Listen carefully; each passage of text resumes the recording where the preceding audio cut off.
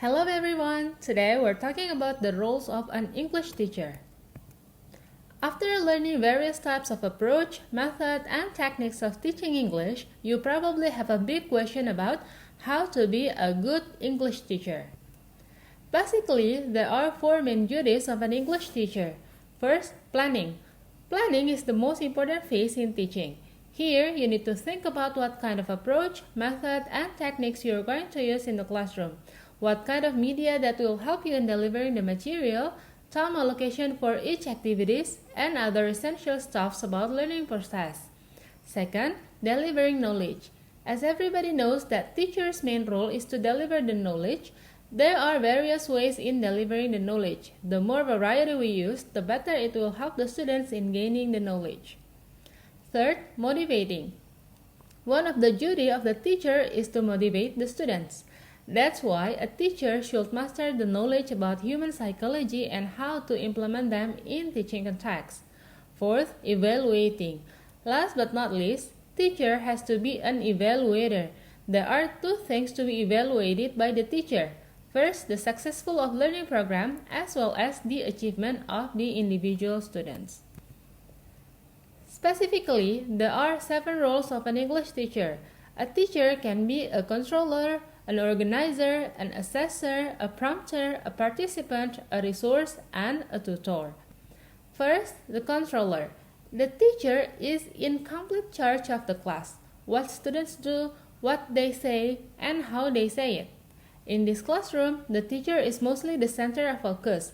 The teacher may have the gift of instruction and can inspire through their own knowledge and expertise. But does this role really allow for enough students' task time? Is it really enjoyable for the learners? There is also a participation that this role could have a lack of a variety in its activities. This is the typical statement of teacher as a controller. Okay class, stop writing. Now take a look at your book, page 40. Second, the prompter. The teacher encourages students to participate and make suggestions about how students may proceed in an activity. The teacher should be helping students only when necessary. When learners are literally lost for words, the prompter can encourage by discreetly nudging students. Students can sometimes lose the thread or become unsure how to proceed. The prompter in this regard can prompt but always in a sportive way. The typical statement of a prompter is, "Excellent! Now, what did you do last night?" Next, the organizer. Perhaps being the organizer is the most difficult and important role the teacher has to play. The success of many activities depends on good organization and on the students knowing exactly what they are to do next. Giving instruction is vital in this role as well as setting up activities. The organizer can also serve as a demonstrator. This role also allows a teacher to get involved and engage with learners. The teacher also serves to open and neatly close activities and also give content feedback. The typical statement that the teacher do as an organizer is, "Now I want you to work in groups of 4. Each group consists of 2 women and 2 men." Next, as a resource. Students might ask how to say or write something or what a word or phrase means. They might want to know information in the middle of an activity about the activity, or they may want information about where to look for something, a book or a website, for example. As a resource means that the teacher needs to be working resource center ready to offer help if needed, or provide learners with whatever language they lack when performing communicative activities. The teacher must make him or herself available so that learners can consult her or him when it is absolutely necessary. As a resource, the teacher can guide learners to use available resources such as the internet for themselves. It certainly isn't necessary to spoon-feed learners, as this might have the downside of making learners reliant on the teacher. And the typical statement of a teacher as a resource is, "Listen carefully. I will explain about simple past tense." Next, as an assessor. Because the assessor means that teacher needs to see how well students performed in the classroom.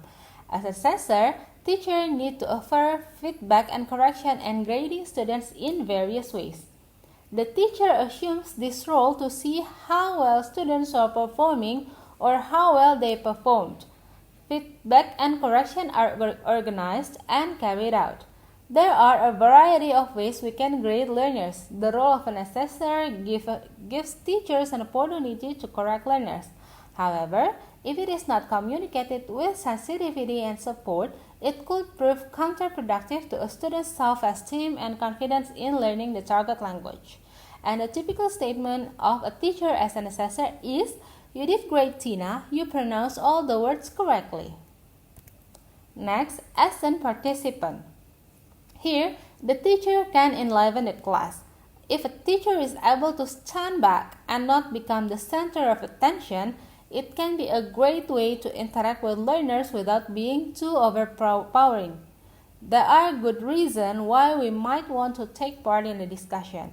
Students will be enjoyable having the teacher with them. And for the teacher, participating is often more instantly enjoyable than acting as a resource. And one example of sentence that a teacher as a participant say is, "I spent my childhood in a remote area." The last role of a teacher is to become a tutor. It is difficult to be a tutor in a very large group since the term implies a more intimate relationship than that of a controller or organizer.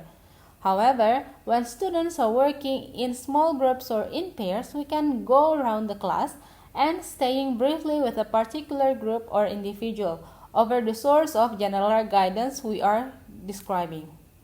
And the typical sentence of tutor say is, "Well done. Now you did this thing right." Well, we already talked about several roles of an English teacher. Hope you understand and thank you for watching. See you.